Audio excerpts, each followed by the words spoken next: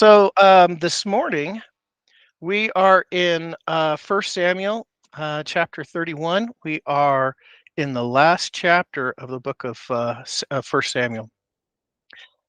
It is a short chapter, so we are likely to um, finish out 1 Samuel and roll into the first chapter of 2 Samuel. Now, traditionally and in the Hebrew Bibles, it's just the book of Samuel. So what we would call 2 Samuel chapter 1 is just the next chapter. And that's how we're going to treat it this morning, I think, because what we'll see in this chapter, in chapter 31, is the death of Saul and Jonathan. And then in the first chapter of 2 Samuel, we learn a little bit more detail about that death. So let's go ahead and jump into our read through of the chapter, and then we'll circle back and unpack it. So we're looking at 1 Samuel chapter 31 right now. Now the Philistines fought against Israel. The Israelites fled before them, and many fell dead on Mount Gilboa. The Philistines were in hot pursuit of Saul and his sons, and they killed his sons Jonathan, Abinadab, and Malchishua. The fighting grew fierce around Saul, and when the archers overtook him, they wounded him critically. Saul said to his armor bearer, "Draw your sword and run me through, or these uncircumcised fellows will come and run me through and abuse me." But his armor bearer was horrified and would not do it. So Saul took his own sword and fell on it. When the armor bearer saw that Saul was dead, he too fell on his sword and died with him. So Saul and his 3 sons and his armor bearer and all his men died together that same day. When the Israelites along the valley and those across the Jordan saw that the Israelite army had fled and that Saul and his sons had died, they abandoned their town and fled. And the Philistines came and occupied them. The next day, when the Philistines came to strip the dead, they found Saul and his 3 sons fallen on Mount Gilboa. They cut off his head and stripped off his armor, and they sent messengers throughout the land of the Philistines to proclaim the news in the temple of their idols and among their people. They put his armor in the temple of the Ashtaroths and fastened his body to the wall of Beth Shan. When the people of Jabesh Gilead heard what the Philistines had done to Saul, all their valiant men marched through the night to Beth Shan. They took down the bodies of Saul and his sons from the wall of Beth Shan and went to Jabesh, where they buried them. Then they took their bones and buried them under a tamarisk tree at Jabesh, and they fasted 7 days. That's it. That is the swan song of Saul and Jonathan and 2 other of Saul's sons as they died in battle. There's many interesting things about this particular chapter. It's sort of the culmination of the story of Saul and Saul's failures as a king. And I think that's why in Protestant Bibles, we have decided that this is the end of the first book of Samuel, and there's lessons to be learned in what's here. But you'll recall that in the prior chapters, I believe that it was chapter 28, that chapter 28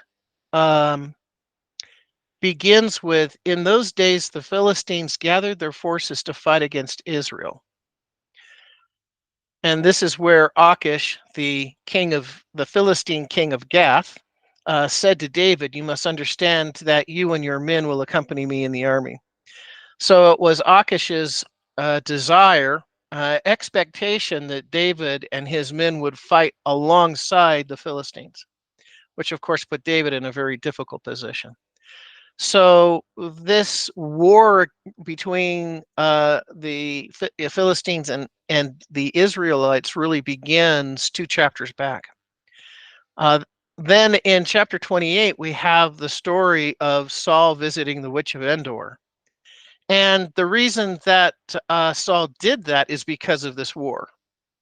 And he feared that because of the troop strength, the pure numbers of the Philistine soldiers that were amassing on the Philistine uh, uh, and Israel border, that it was going to be something that he and the nation were not going to be able to be victorious or survive.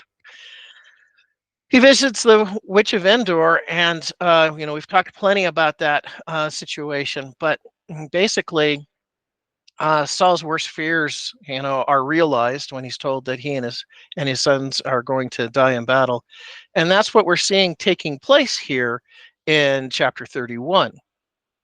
So it starts off saying that now the Philistines fought against Israel, the Israelites fled before them, and many fell dead on Mount Gilboa. So they were killed as they were running away, as they were trying to retreat.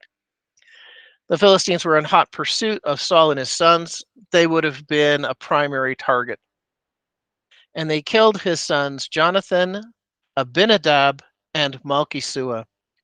That left only one son, one more son. So one son survived the battle and was not killed. But this was the end of Saul's reign. Verse 3, the fighting grew fierce around Saul, and when the archers overtook him, they wounded him critically. So whether the archer that launched the arrow that hit Saul, whether he knew that it was Saul or he just launched it in the air towards the Israelite forces and it was a lucky shot, we don't know. But Saul was critically wounded and he knew that he was going to die. Some call this next bit the suicide of Saul, but that's actually incorrect. Saul would have died from his wounds, but what he was concerned about was that they would make him suffer before he finally died. So he says to his armor bearer, "Draw your sword and run me through, or these uncircumcised fellows will come and run me through and abuse me. So if you don't do it, they're going to do it. I'd rather you do it than have them do it because they're going to abuse me. They're going to torture me." But his armor bearer was terrified and would not do it. So I don't blame the armor bearer. Here's the king of Israel telling you, no, you just need to, run me through with your sword. Just do it. Just take care of it once and for all. And I don't blame him for being fearful and not wanting to do it. There is a couple things going on here, and it becomes a big deal in the next chapter. And that is that um, it's not just killing the king. It's not just ending his life, but it's taking the life of God's anointed. And that's a big deal. And I think that in our modern day society, we have difficulty comprehending the weight and gravity of what that means. But David got it. And like I said, we'll see that in the next chapter. So his armor bearer was terrified and would not do it. So Saul took his own sword and fell on it. And if you've ever wondered where the phrase "he fell on his own sword" came from, this is it. This is the source of, of that phrase. When the armor bearer saw that Saul was dead, he too fell on his sword and died with him. And that's kind of just the allegiance of a personal servant, right? It's out of loyalty he killed himself also. So Saul and his 3 sons and his armor bearer and all his men died together that same day. So it was a bloodbath for the Israelite army. When the Israelites along the valley, so if you'll remember, they're in the valley of Jabesh, which is near the Tell of Armageddon. The Tell of Armageddon overlooks the valley and is a perfect battleground. So the Philistines, they gather on one side of the valley along a ridge, and the Israelite army there gathered on the opposite side of the valley along the top of a ridge. And then they're sending their soldiers down into the middle to fight. Of course, the objective is to overtake the other army. So you fight through the valley and up the slope and take their high ground position, and then the battle is lost. The battle is done. So when the Israelites along the other side of the valley and those across the Jordan saw that the Israelite army had fled out of the middle of the valley, they ran away, and that Saul and his sons had died, they abandoned their towns and fled, and the Philistines came and occupied them. That's an interesting comment because it's actually talking about what happened after this war. So the Israelites lost the territory around the Galilee, the southern part of Israel, and the Philistines, as spoils of war, moved into the abandoned Israelite towns and occupied them. The next day, when the Philistines came to strip the dead, to take all the valuables and other things that they could find, they found Saul and his 3 sons fallen on Mount Gilboa. They cut off his head, stripped off his armor, and they sent messengers throughout the land of the Philistines to proclaim the news in the temple of their idols and among their people. So they took all of Saul's armor. Now, Saul would have had the best of the armor available. It was something that everyone would have wanted to keep. But to prove that the Israelite king Saul had died in battle, they took his armor and they took it to the temples of their idols, their Astaroths. The Astaroths are fertility goddesses, and that was the primary religion of the Philistine people. But it was a way of claiming their victory against the Israelites that day. And Saul's armor is significant. You know, we talked a little bit before we got started in the study today about Saul, and I said that he was a glory hog, and he was jealous against anyone that could possibly take any of his glory as king away from him. And this would have included his armor. And a little perspective on the importance of Saul's armor. If you remember way back to the beginning of 1 Samuel and the story of David doing battle against Goliath.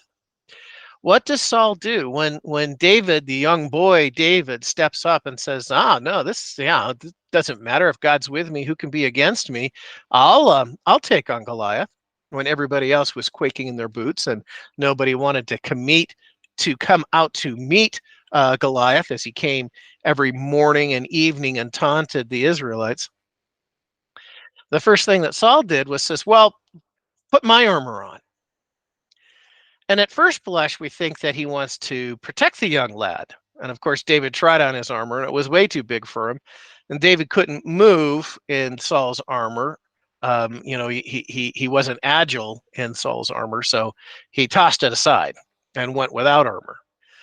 But kind of a little bit of a backstory that's going on here is that if David would have worn Saul's armor into battle, Saul could have claimed the victory for himself. Again, being a glory hog. That was the importance of Saul's armor.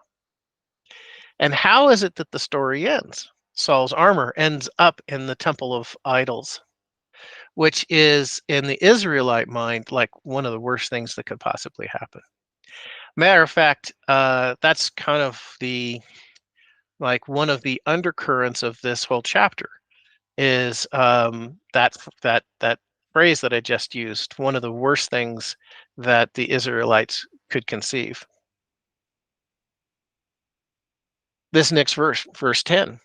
They put his armor in the temple of the Astaroths and fastened his body to the wall of Bethshan. So Bethshan or Bet-Shan is a town, an Israelite town that has been fully excavated. And I've got a picture to share with you if I can figure out how to do that here real quickly.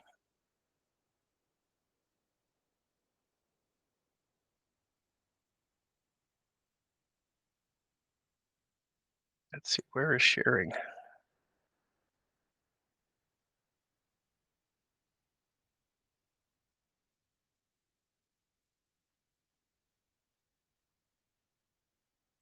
Sorry for the delay here.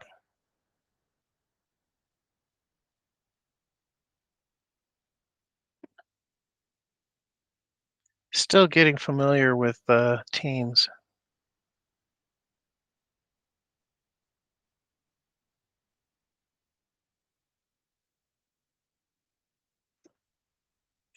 Huh. Let's see here. It should be right here along the bottom.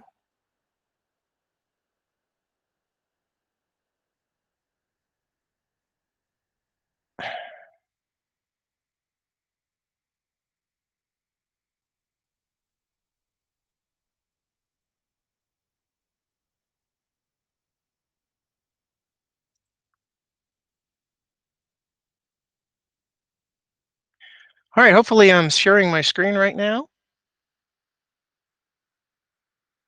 And you're seeing a current picture of Beth Xian.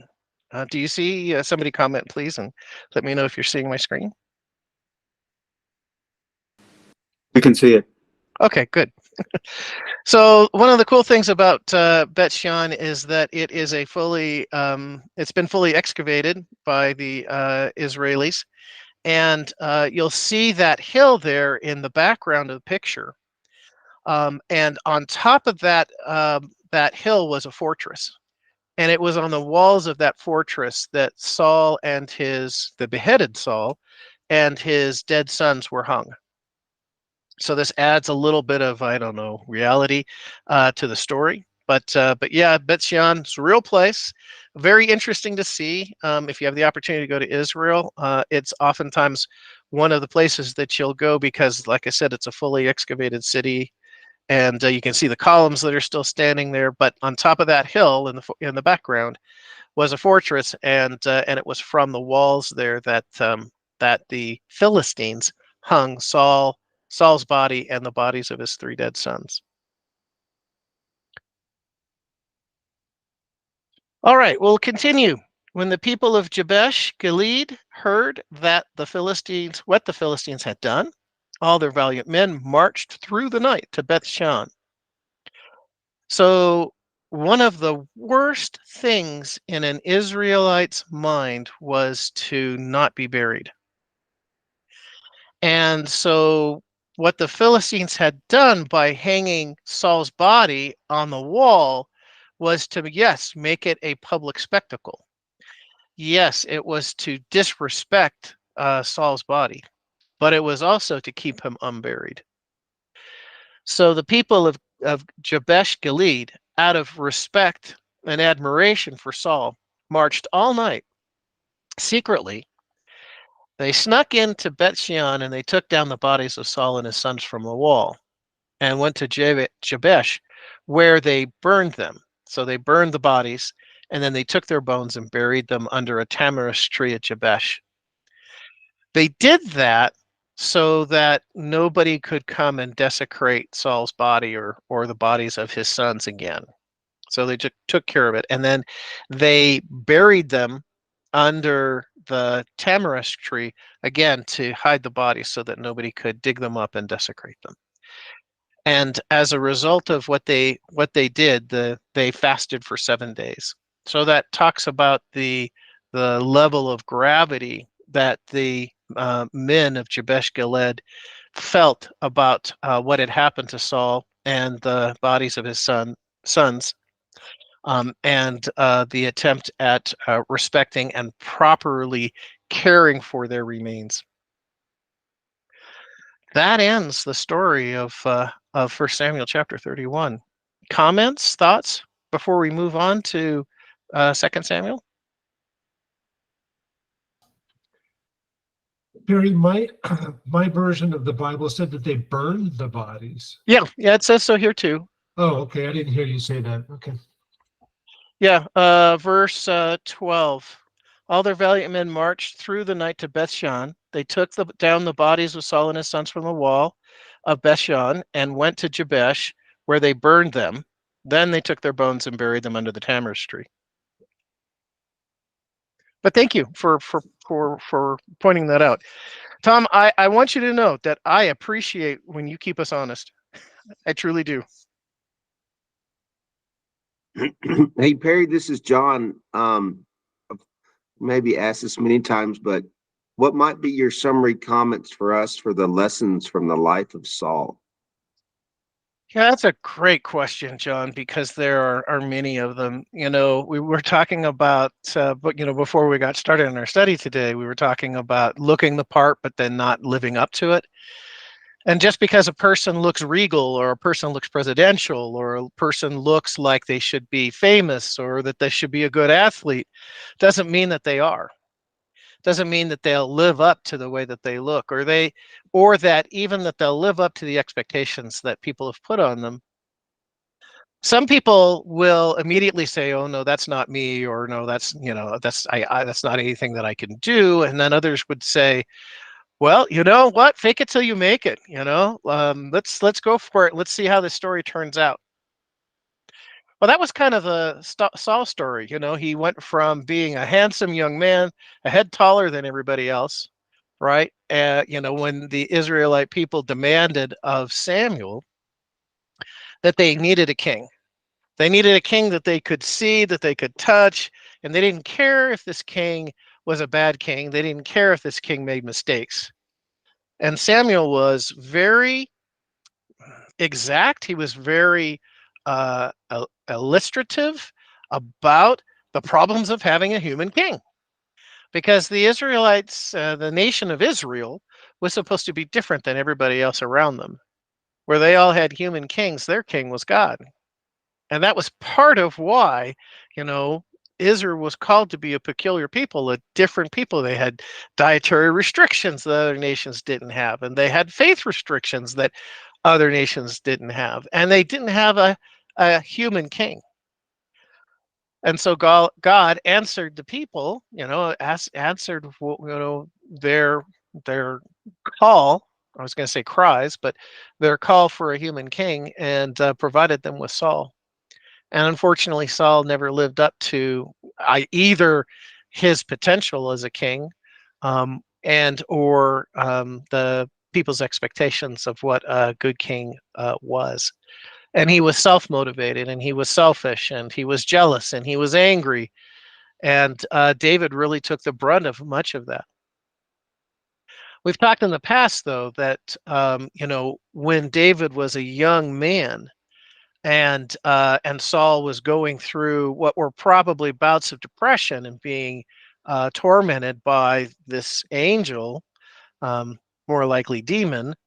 That David, as a musician and playing his lyre, would soothe Saul during those moments, during those times, and it gave David an opportunity to live in the palace and observe for himself what was required of a king.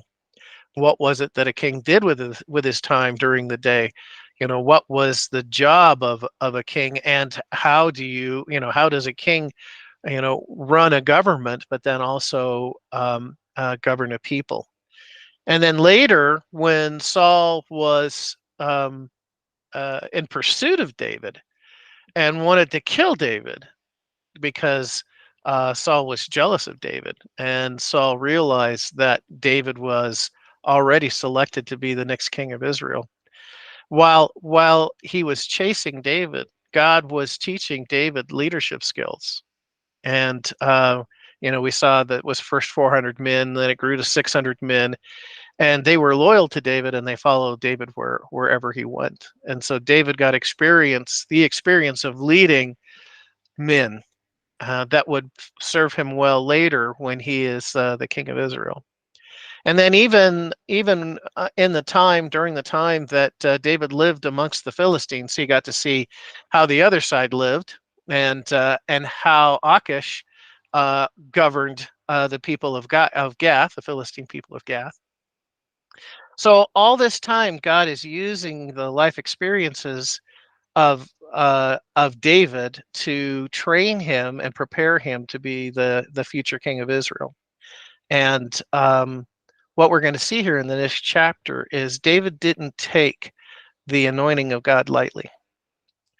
So I guess, John, the sum of the story is that be careful what you ask for. And people often don't, people can't just look the part, they have to be the part. And that even in the worst of circumstances, God can still use them to his benefit and his glory. I think it's also interesting that Messiah was never expected to come from Saul's lineage. And when Saul died and his sons died, that was the end of Saul's royal line. It did not continue into the future. But when David became king, that set up a lineage, a royal lineage for Israel. So not during Saul's reign, but during David's reign, that set up a royal lineage for Israel. And we know that Jesus, from both sides, from both Mary and Joseph, was related to the family of David. And we know that from Bible prophecies that Messiah would come from the line of David, that it actually spoke of a future king. And that'll be fulfilled during Christ's second coming when he sets up his rule and reign in Israel. And it's one of those rare moments when we can look backwards and see the providence of God continuing through the centuries. So probably a whole lot more than you asked for. Any other thoughts before we move on to 2 Samuel chapter 1?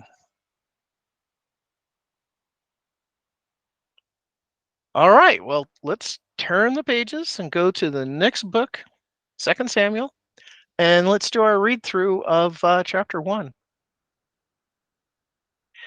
After the death of Saul, David returned from striking down the Amalekites and stayed in Ziklag 2 days. On the third day, a man arrived from Saul's camp with his clothes torn and dust on his head. When he came to David, he fell to the ground to pay him honor. "Where have you come from?" David asked him. He answered, "I have escaped from the Israelite camp."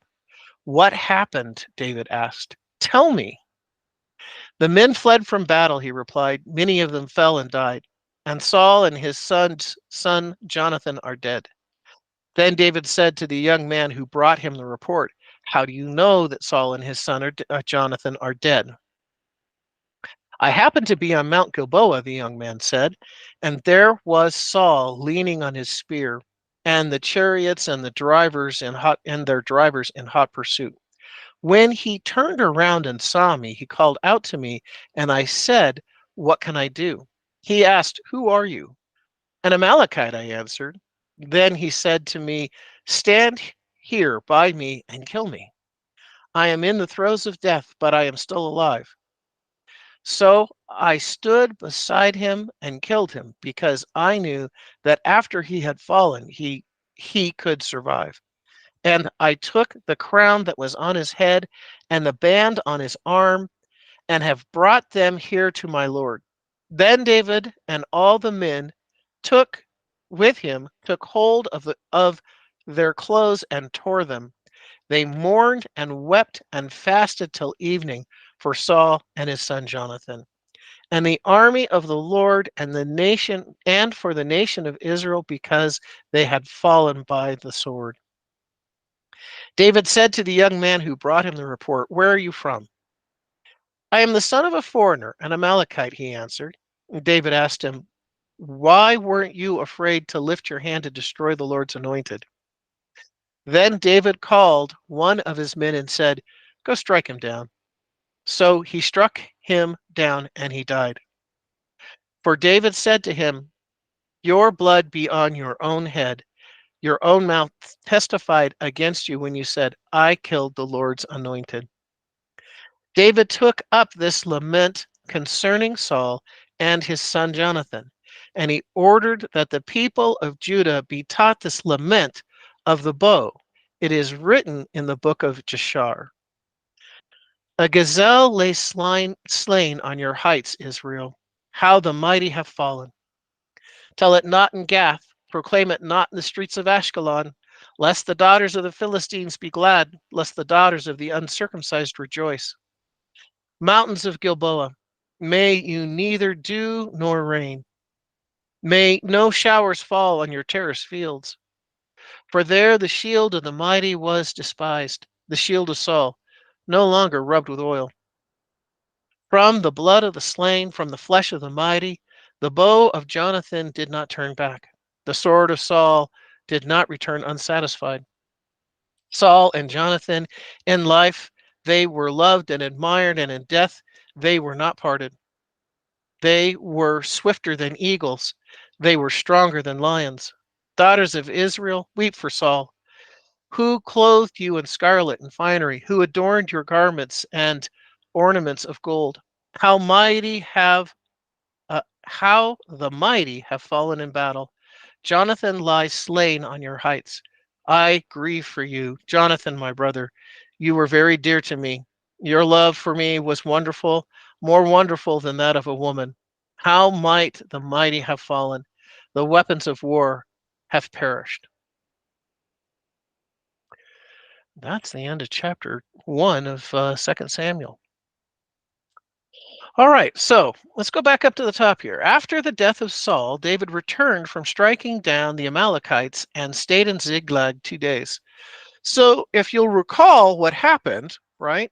So Achish wants David to fight alongside of him. It's his expectation that David and his men would join the Philistine armies. But when they gathered with the Philistine armies, the generals, the commanders, said, why is this Hebrew here? Why is he here? Why have you brought him with us to do battle against the Israelites? He is going to turn against us. He's going to be inside our forces. He's going to turn against us because this would be a quick way for him to gain the favor of Saul. Why would we bring him into battle if he's just going to attack us from the inside? And so they refused to allow Achish to bring David to battle. Achish says, look, this is a battle I can't, metaphorically, a battle I can't win. I'm not going to fight it, so you need to go home. When David gets home, he finds that the town of Ziklag, David's town, has been totally ravished. It's been burned to the ground, and all the women and children are gone. And they assumed that the women were dead, and they went after the children, chasing the Amalekites. But when they got there and reached them, they found that the women were still alive, that the Amalekites didn't kill anyone. But because of what they had done, David and his men completely wiped out the Amalekites that were involved. So while this was going on, while David was chasing after the Amalekites, while he was wiping them out, the battle between the Philistines and the Israelites ensued. So David doesn't know. He knows that he's probably heard that the battle has taken place, and he's probably heard that the Israeli losses were great, but he hasn't heard the news yet that Saul and Jonathan have fallen in battle. All right, so after the death of Saul, David returned from striking down the Amalekites and stayed in Ziklag 2 days. On the third day, a man arrived from Saul's camp with his clothes torn and dust on his head. So all of a sudden, in their camp comes this guy. Nobody knows, this young man, and he is covered in dirt. He's obviously been in some sort of fracas. And his clothes are torn. He's disheveled. And when he was brought to David, he fell down on the ground and paid him honor. That's probably for self-preservation, because this young man realizes that David is the leader of the 600 band of men, and it's 600 against 1. Verse 3, where have you come from? David asked him. He answered, I escaped from the Israelite camp. Now this has got David's interest. This is somebody who's been there and can tell David exactly what happened in the battle. Verse 4, what happened? Asked David. Tell me. The men fled from battle, he replied. Many of them fell and died, and Saul and his son Jonathan are dead.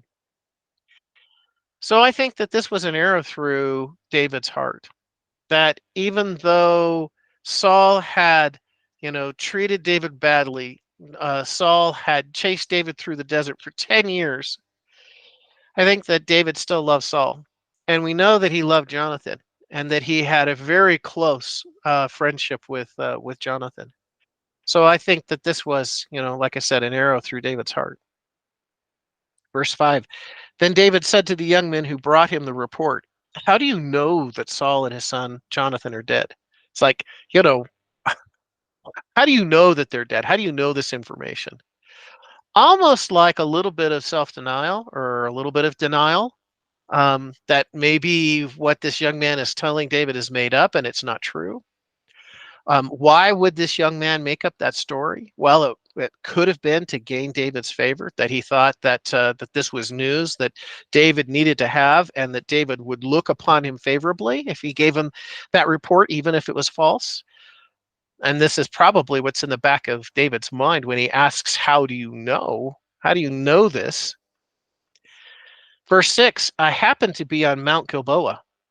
So he happened to be right where Saul and Jonathan and Saul's other sons had been fighting.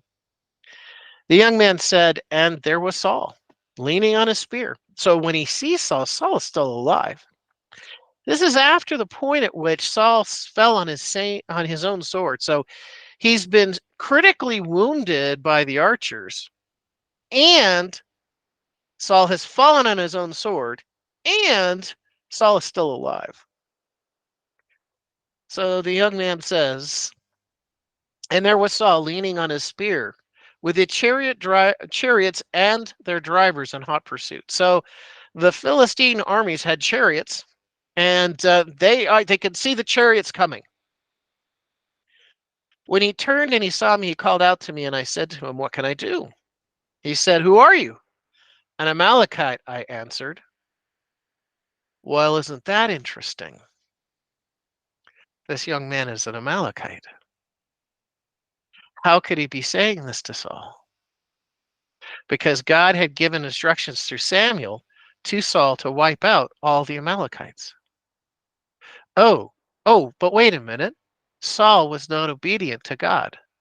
Remember, Saul let the Amalekite king survive because, Saul, he was a relatively new king of Israel, and he identified with the king of the Amalekites, king to king here.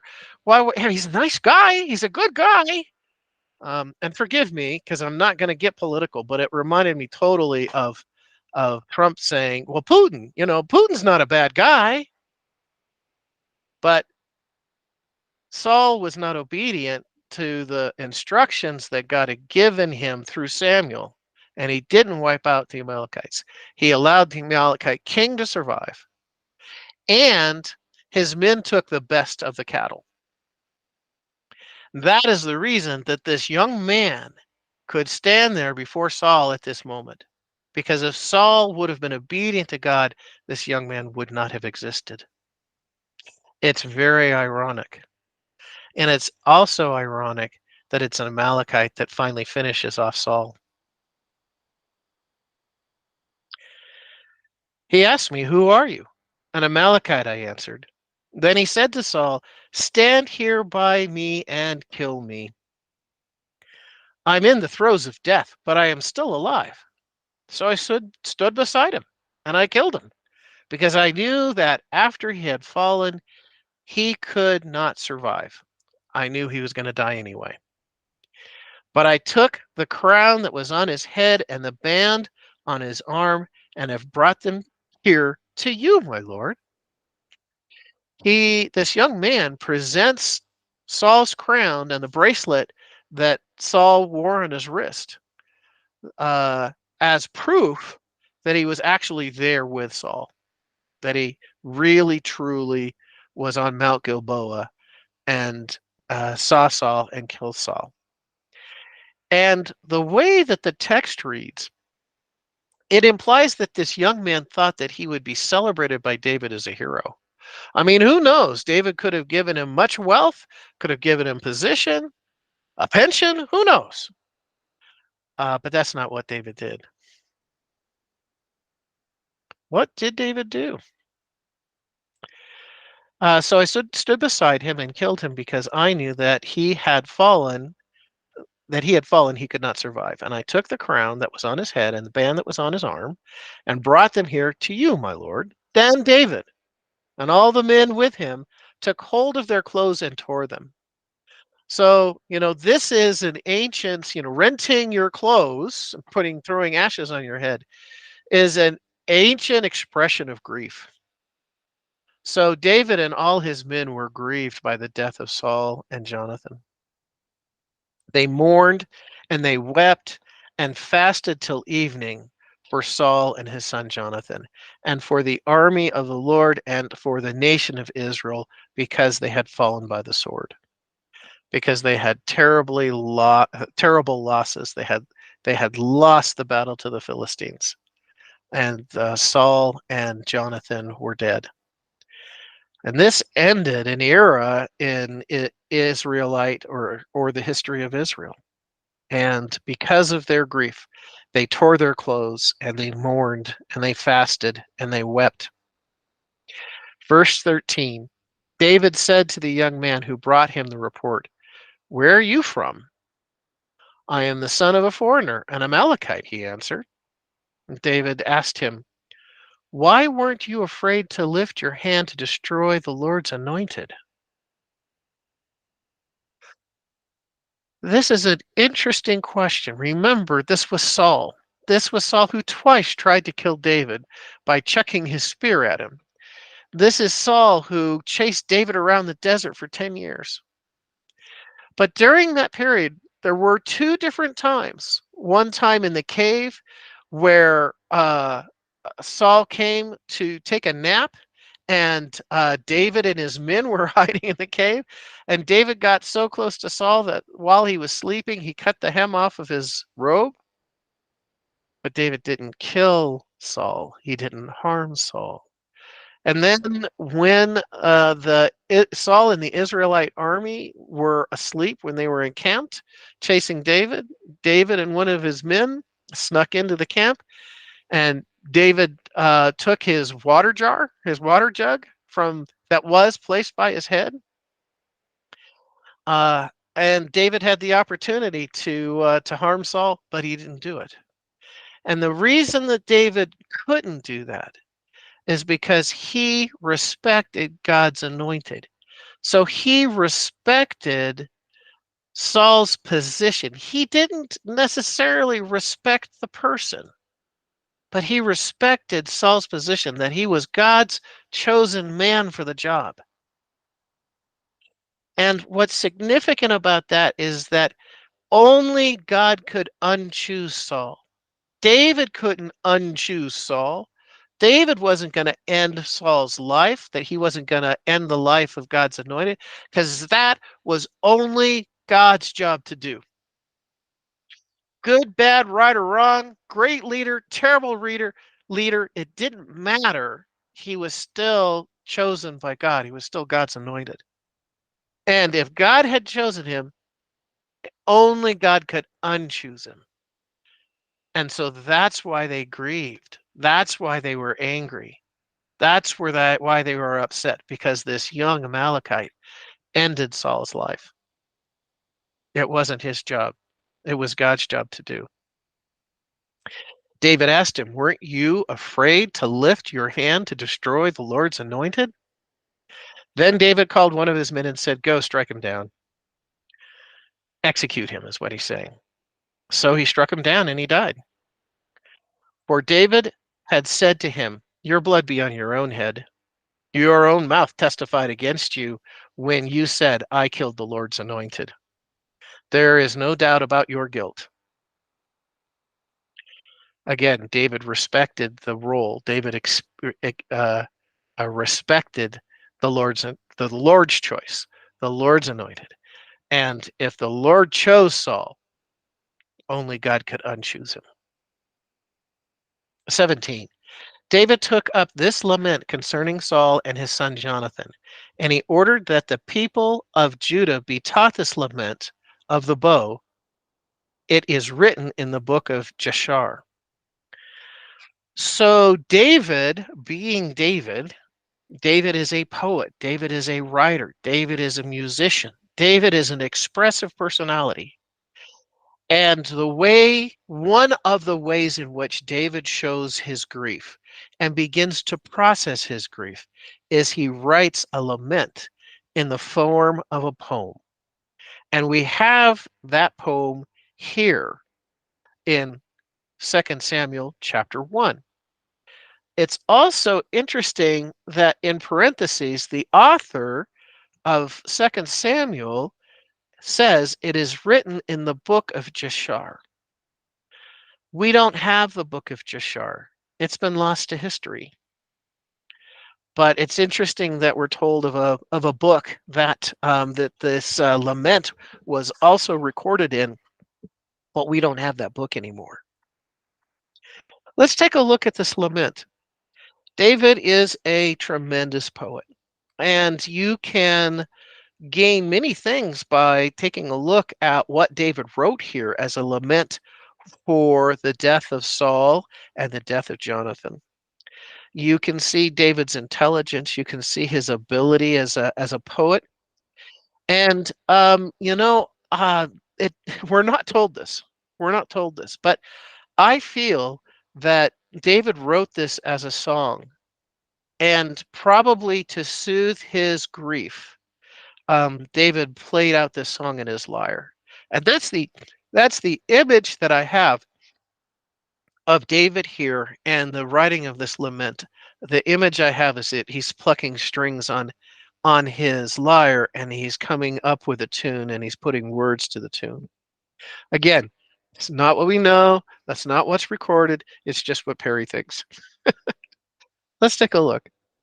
Verse 19. A gazelle lies slain on your heights, Israel. How the mighty have fallen. Tell it not in Gath. Proclaim it not in the streets of Ashkelon, lest the daughters of the Philistines be glad, lest the daughters of the uncircumcised rejoice. Remember that in Hebrew poetry, there is not a rhyming of words, there is a rhyming of thought. So it's different than Western poetry or the poetry that we're used to, because we're used to rhyming words. Instead, they're rhyming thoughts. And that's why when we read Hebrew poetry, we read it as that they're repeating themselves. And I guess that they sort of are. But good Hebrew poetry, in good Hebrew poetry, you made a statement, and then to reinforce that statement, you said the same thing using different words. And we see that an example here in this paragraph and throughout this lament.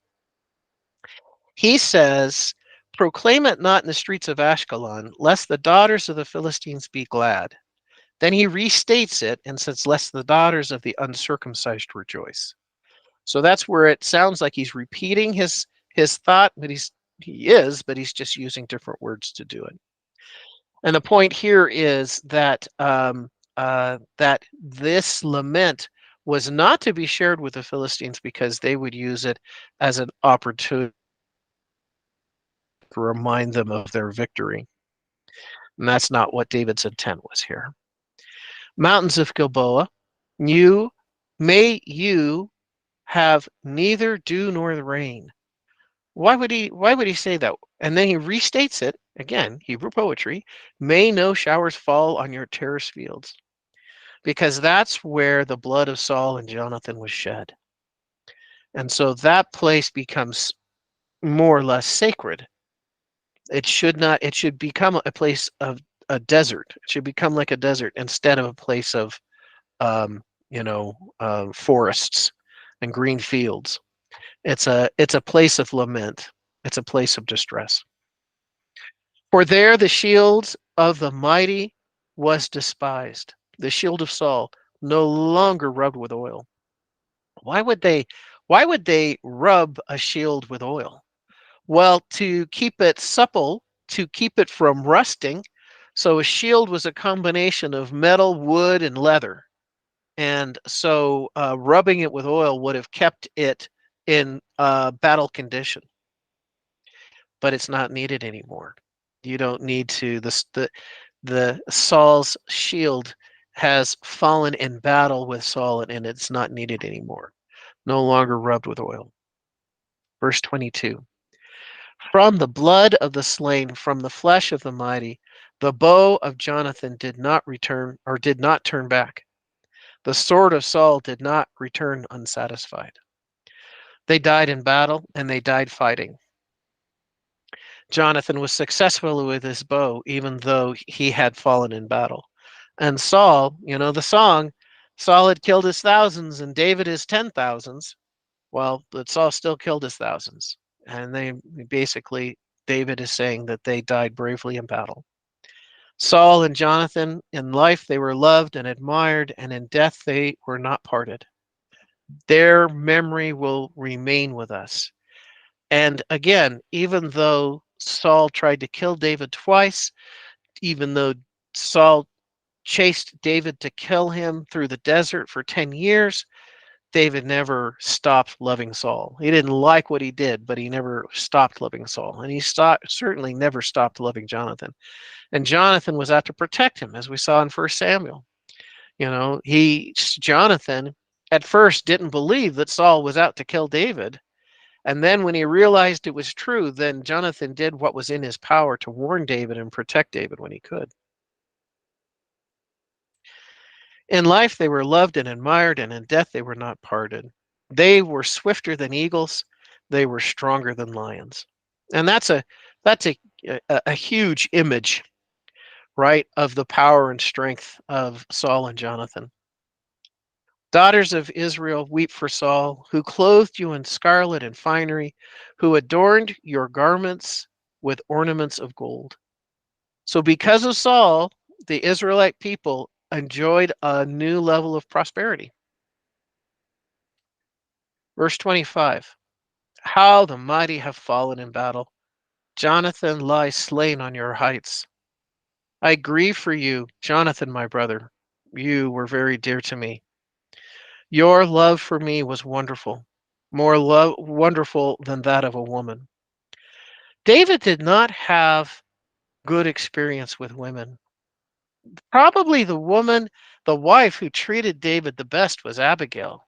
I mean, if you think of Michal, she loved the hero, but she didn't really love David. She loved having the most popular person in Israel as her husband. She loved the image of David, but she didn't love the person.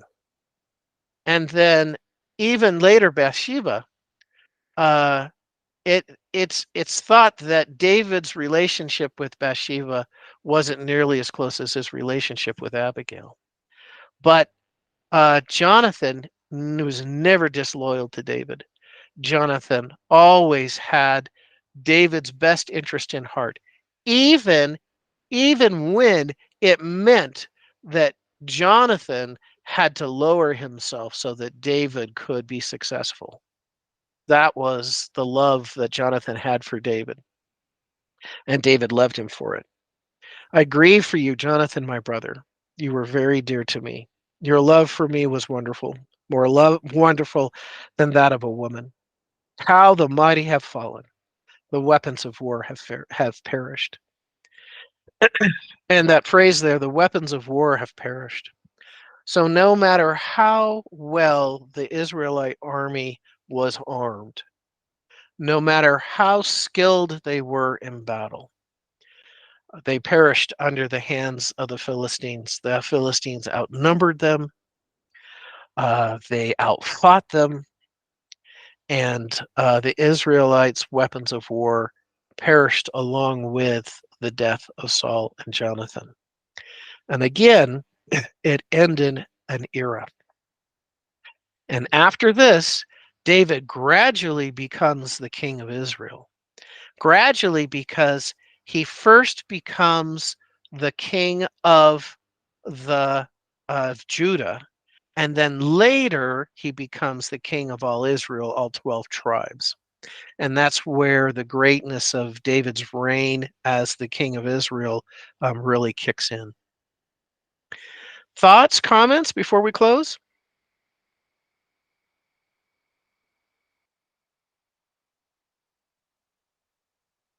Perry, it's you think about David and the writings of David and his poetry, and you think, okay, so where did he come from? Well, he took care of the sheep, and he was the younger of the brothers.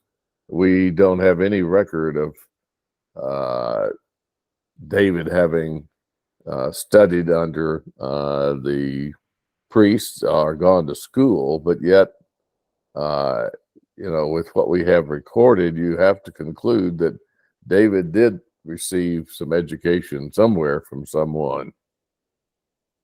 Of course, the Holy Spirit could guide him in all of this, but anyway, I just think it's interesting when I stop and reflect on this. Yeah, you bring up a good point. So David was obviously educated, and we have more of David's writings than a lot of other authors in the Bible, and most of David's writings are written down in poems and in songs, so he was obviously educated. Where did he get that education? Early on, he was the keeper of Jesse's flocks.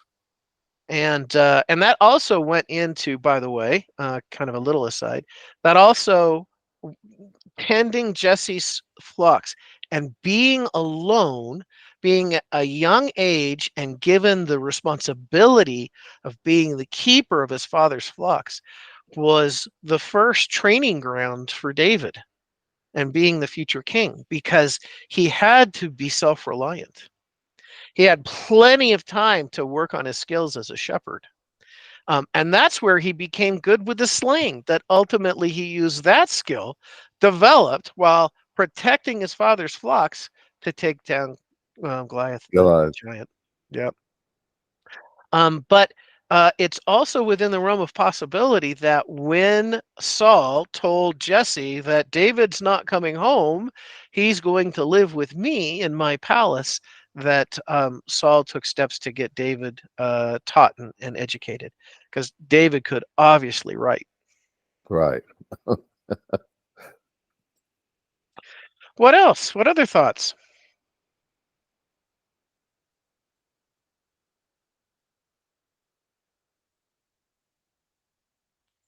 Yeah, like John Leeds asked a little bit before, in the lessons that we learn from Saul and his life.